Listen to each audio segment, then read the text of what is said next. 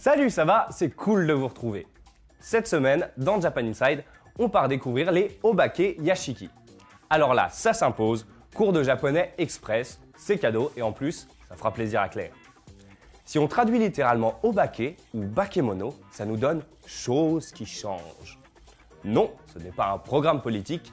Obake est un mot désignant les monstres, les fantômes et autres démons du folklore nippon. Dans la tradition japonaise, ces créatures sont métamorphes, autrement dit, elles changent de forme. Yashiki, de son côté, désigne une belle demeure ou un manoir. Vous l'aurez donc compris, les Obake Yashiki sont des maisons hantées. Ce qu'il faut bien comprendre, c'est que nos amis japonais adorent se faire peur.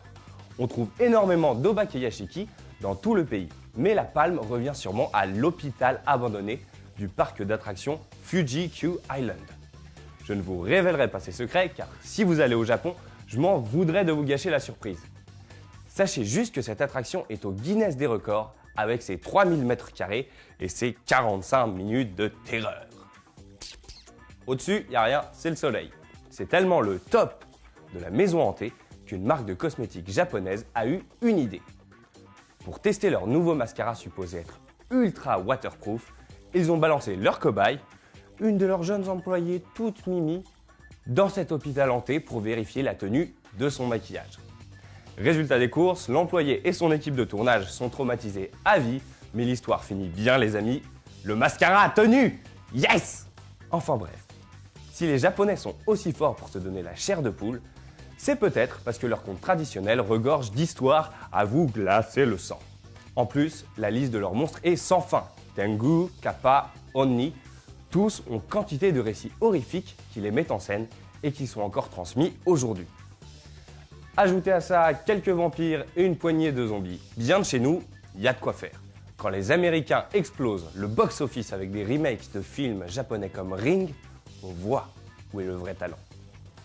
D'ailleurs, je suis sûr que ça vous est déjà arrivé de planter une partie de Resident Evil tellement vous aviez peur. Ah, ok, j'avoue, moi aussi. Bon, enfin, c'est bon, maintenant je suis grand, ça me fait plus peur.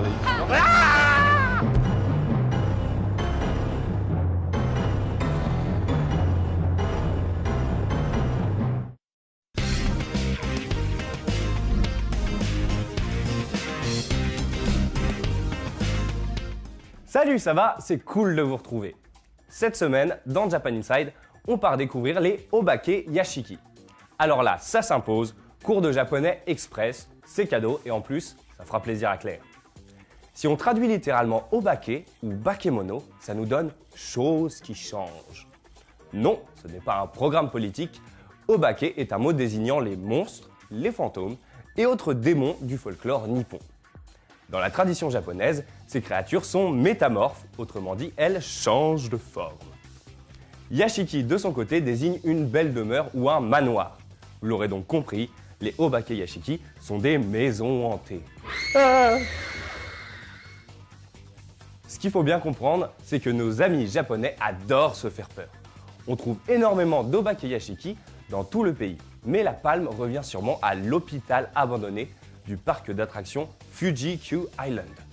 Je ne vous révélerai pas ces secrets car si vous allez au Japon, je m'en voudrais de vous gâcher la surprise. Sachez juste que cette attraction est au Guinness des records avec ses 3000 m² et ses 45 minutes de terreur. Au-dessus, il n'y a rien, c'est le soleil. C'est tellement le top de la maison hantée qu'une marque de cosmétiques japonaise a eu une idée.